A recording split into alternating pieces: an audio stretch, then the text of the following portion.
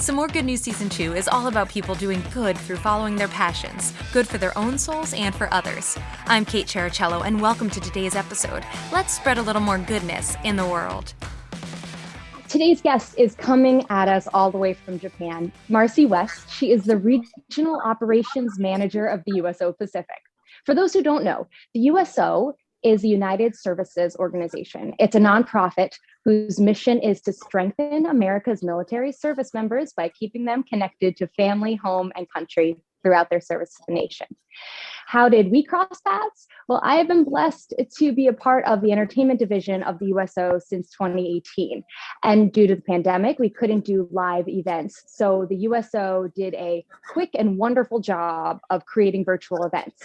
And in recent months, I have been able to teach fitness classes, because that is the other half of my life as a fitness professional, to the USO Japan, Guam, and others. And Marcie's passion for the USO is so apparent and was so apparent from our first Zoom meeting. So I knew she'd be a perfect guest for some more good news. So Marcie, thank you so much for being here. I'm happy to be here. And you know, with all the help that you gave us during the holidays with the fitness classes, I had to say yes. So I'm Well, it was my pleasure. And what a neat experience too, to interact with people from all over the world. So thank you. Yeah. So our 5 questions, you can answer them however you like, and we'll just dive in. The first question being simply, who are you and what do you do in your own words? So Marcie, I am a proud Navy wife, which makes working for the USO even more special because our family personally benefited from the programs of the USO before I was employed with the USO. So it was a nice job to come here. I don't get to do to be honest with you, I don't get to do a lot of the really fun stuff. I help oversee and kind of advise when centers do some of their really great programs. But I'm not in charge of the personal delivery. But I will tell you, when you asked about this, if I could have any opportunity to talk about the great programs that are happening, I had to take it. I also help coordinate, like you mentioned, the programs from our headquarters when they are in the Pacific, in terms of connections with centers, basically, in terms of their program delivery. You know, the Pacific region for the USO is huge. It's 52% of the world's population. I mean, the world space. We have Guam, Hawaii, South Korea, mainland Japan, and Okinawa. But my coworker Thomas actually does programs in the Philippines, Australia, Singapore, Thailand. And so we cover a lot of area, and it's kind of exciting to see where our footprint lands. But I love my job. I'm somebody who gets a lot of enjoyment from it. And in my professional life, I have always worked in the nonprofit field. And I didn't start out that way, but I realized, 25 years later, that's where I ended up. And it's nice to know that there's been a commitment my whole adult life. So going with that, I'd love it if you'd elaborate more a little bit on that path. How did you get here? Did it have to do with being married to someone in the Navy, because of your love of nonprofit? I'd love to hear more about that. So as a kid, there were 2 things I always wanted to do. I actually wanted to be an actress, and I did a lot of drama as a kid, and I was a drama and debate nerd, or I wanted to be a US senator. And, I think it all comes down to wanting to make a difference. I just wanted to make a difference. My husband wasn't actually in the military. He was sworn in on our 9th wedding anniversary. So we had a whole life as him as a civilian. But when he joined the military during the recession in 2010, we were one of the people that really needed it. And the military gave us a braided venture.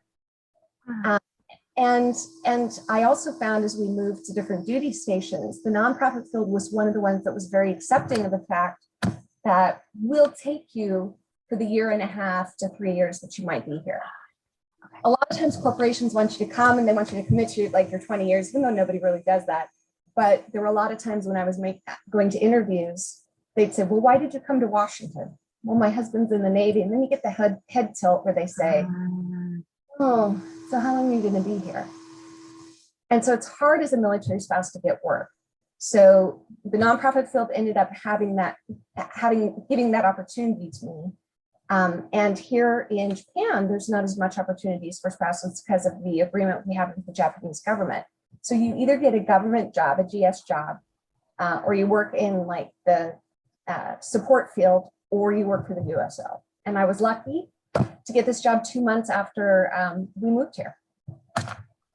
Wow. I definitely had no idea about how the interworkings of how that works when you're moving around so much. Wow. It's hard. Last duty station, it took me 10 months to get any job, and it took about 1.5 years before I had one that was in my kind of career path. So, wow. And that's kind of normal, Kate, for military spouses, which is one of the reasons why I love what we do here, is that we allow spouses to make those connections, because sometimes they might not find a job here. So how do you find your community? And you in Okinawa, we have all branches here, but we can offer that support to Army, Navy, Air Force, and the Marine spouses together. There's no distinction. And I'm glad to be part of that. Oh, that's wonderful. So now with the past year, I know there's some obvious ways how your world looks different, but how does it look different from pre-COVID to during this time? And what do you see staying, changes that have been positive, and what can you not wait to get back to a sense of normalcy, so to speak? In terms of work, in 2019, I got a chance to travel to each of our areas. I spent in Guam, mainland Japan, 2 trips to South Korea. Never made it to Hawaii just because of the way it happened. Being able to see the centers provide their programs face to face, there is a real impact to that. But one of the things I was excited about in 2020 is that because I had never made it to Hawaii, it was very hard. The virtual programs allowed me to participate in their virtual programs that they had. So sometimes I wake up at 2:30 in the morning to be part of the virtual programs, especially, some of with the show troupe and some with the What to Expect with Heidi Murkoff tour. Mm-hmm. So it offered a unique opportunity to be present in the programs they're doing there. I do think that virtual programs do have a place, Kate. One of the things we found with some of the MVP events that we've done that have an educational element is when we've partnered with USO Pacific. We have had a reach to Misawa. And I don't know, have you been here? I haven't been there yet. Mm-mm. Yeah, so I was talking to one of your coworkers, and I asked, do you go to Misawa? She said, no, it's just not on the route.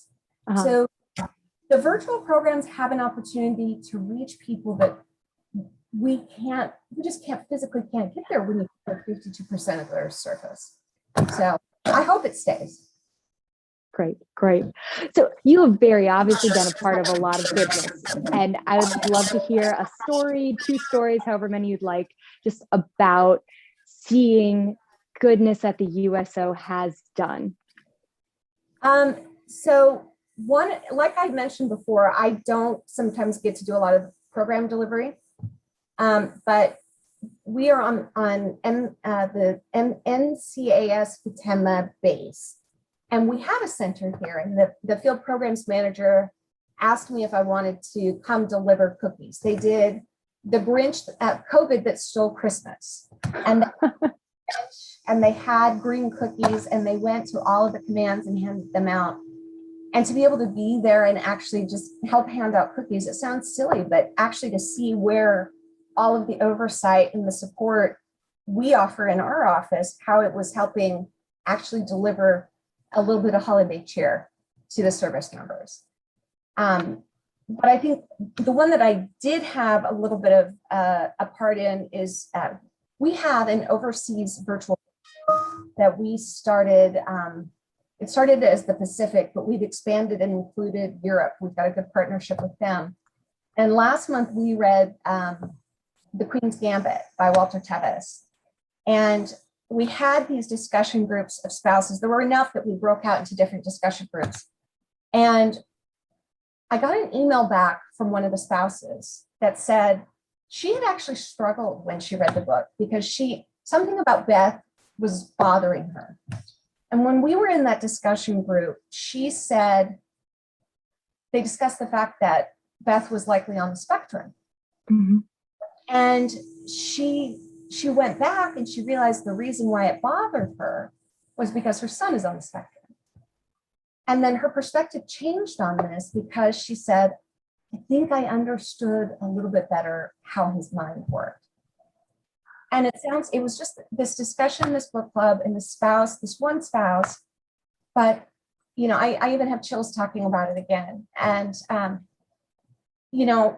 a lot of programs have numbers, but sometimes the programs that are smaller and even these virtual programs have an impact that we often don't hear those stories. And I appreciated that the spouse shared it. And I was glad that she was able to make that connection to her personal life from the book, but also to other spouses as they talked about it. That says so much too, right? About you just never know what is going to impact someone. That one person, that just a whole different perspective because of that one event. That's wonderful.